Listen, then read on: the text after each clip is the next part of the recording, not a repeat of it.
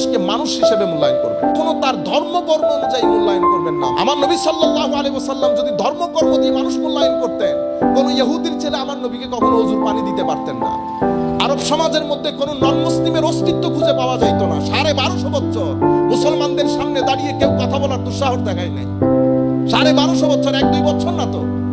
আমাকে আমাদের ইংল্যান্ডে আমার ইউনিভার্সিটির প্রফেসর বলেছিলেন, উই আমেরিকান, উই ইউরোপিয়ান, আমরা আজকে 250-300 বছর ধরে করতেছি, সেই করতেছি, তোমরা কি করো? আল্লাহ, আপনি আরো 750 বছর রুল করতে হবে if you want to speak to me. তো কেন? কারণ আমি আমার এক্সপিরিয়েন্স 1250 বছরে, আপনার এক্সপিরিয়েন্স এখন 250 বছরের। আপনি আমার হাইটে আসতে হলে মিনিমাম পৃথিবীকে 1000 বছর রুল করতে হবে, then you will be able to speak to me. আপনি বুঝতে পেরেছেন? আমাদের এখানে আমরা মনে করেছি কি আমরা হাওয়ার মধ্যে উঠে চলে এসেছি।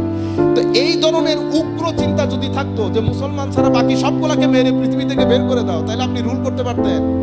তাইলে আরব বিশ্বের মধ্যে এত লোক আসলো কিভাবে? না, আমাদের ধর্ম এটা আমাদেরকে শিখান না। আউট অফ কনটেক্সট আমরা খারিজিদের কথা বলি, কিন্তু আমি আমাদের মাইকরামের মুখে শুনেছি এমন আয়াত, যে আয়াত আল্লাহ খারিজিদের ব্যাপারে, কাফির মুশরিকদের ব্যাপারে, কাদের ব্যাপারে? যারা আপনার উপর জুলুম করছে তাদের ব্যাপারে নাজিল করেছে। আপনি এটাকে জেনারেলি মানুষের মধ্যে শুনিয়ে দিচ্ছেন, জেনারেলি মানুষকে শুনিয়ে দিচ্ছেন।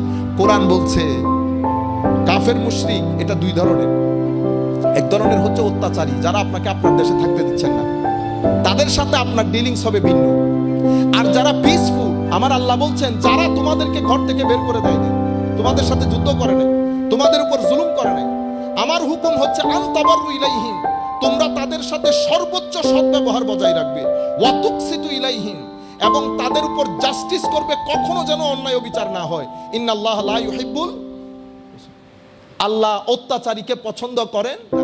ইন্নামা ইয়ানহাকুমুল্লাহ, আল্লাহ তো তোমাদেরকে নিষেধ করতেছেন ওই সমস্ত নন মুসলিমের ব্যাপারে যে তাদের সাথে ভালো ব্যবহার করো, যারা তোমাদেরকে তোমাদের এলাকা থেকে বের করে দিয়েছে, মানে মক্কা শরীফ থেকে বের করে দিয়েছে, যুদ্ধ করতে বাধ্য করেছে, জুলুম করেছে। তাইলে আপনি সবাইকে কি এক ব্রাশ দিয়ে কালার করতে পারবেন?